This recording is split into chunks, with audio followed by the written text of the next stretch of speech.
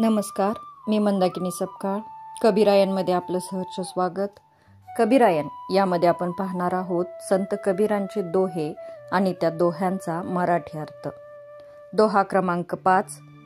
प्रेम न बाडी उपजे, प्रेम न हाट बिकाय, राजा प्रजा जो ही रुचे, शीश देई ले जाय.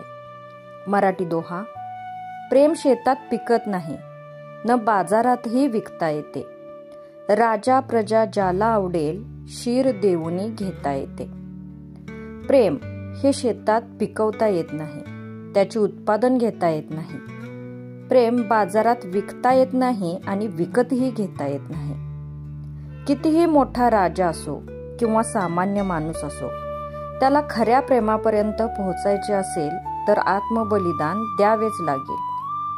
इथे आत्मबलिदान म्हणजे काम, क्रोध, इच्छा, भय या सर्वांचा त्याग करावा लागेल.